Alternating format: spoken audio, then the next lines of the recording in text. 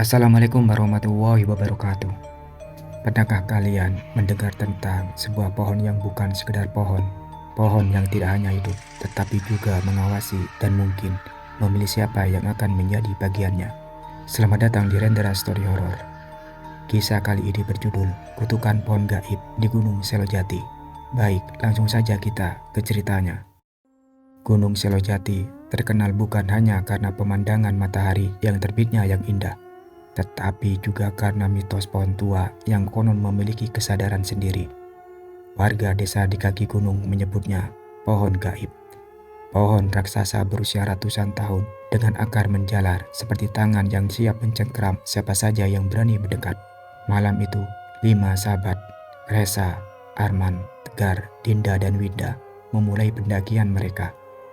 Rencana awalnya, mereka ingin mendaki pagi hari, tapi karena satu dan lain hal, mereka baru berangkat sore dan terpaksa bermalam di tengah jalur pendakian.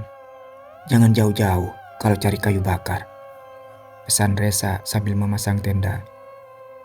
Arman dan Tegar mengangguk lalu berjalan ke dalam hutan mencari ranting kering. Semakin jauh mereka melangkah, semakin sunyi suasana di sekitar mereka. Sampai akhirnya, di depan mereka berdiri sebuah pohon tua yang menjulang tinggi.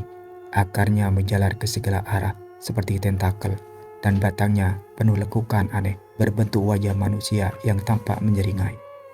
"Bro, lu lihat gak? Pohon ini kayak punya muka," bisik Tegar, bulu kuduknya berdiri. Arman mencoba bersikap biasa. "Udahlah, jangan banyak ngomong. Ambil saja kayunya, terus balik." Tapi sebelum mereka sempat bergerak, udara di sekitar tiba-tiba menjadi lebih dingin. Angin berhenti berhembus, dan mereka mendengar suara gemerisik.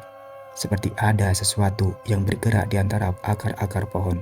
Mendadak, akar-akar itu bergerak perlahan merayap mendekati kaki mereka. "Lari!" teriak Arman panik. Mereka berbalik dan berlari sekejang mungkin. Tapi yang aneh, setelah beberapa menit berlari, mereka justru kembali ke tempat yang sama, tepat di hadapan pohon gaib itu. Sementara itu, di tenda, Dinda mulai gelisah karena Arman dan Tegar belum kembali. "Resa, mereka kemana sih? Udah hampir setengah jam," ujar Dinda cemas. Resa menyalakan senter. "Gue cari mereka ya, kalian tunggu di sini." Saat masuk ke dalam hutan, langkah Resa terhenti ketika mendengar suara berbisik dari arah pepohonan. "Mereka sudah menjadi bagianku." Suara itu berat dan bergetar, seolah berasal dari dalam tanah. Resa mempercepat langkahnya, lalu terkejut melihat Arman dan Tegar berdiri mematung di depan pohon gaib. Mata mereka kosong, dan bibir mereka bergerak tanpa suara, seolah merapal mantra. Akar-akar pohon itu kini melilit kaki mereka. "Hei, Arman, Tegar, sadar!" Resa berteriak panik. Dari celah batang pohon yang retak, muncul sebuah wajah dengan mata hitam pekat, menatapnya tajam. Resa merasa tubuhnya membeku. Suara tawa pelan terdengar dari balik pepohonan. "Sekarang giliranmu." Tiba-tiba Dinda dan Winda muncul membawa senter dan meneriakkan nama Resa. Cahaya senter mereka menyorot ke arah pohon itu, dan seketika suara aneh itu menghilang.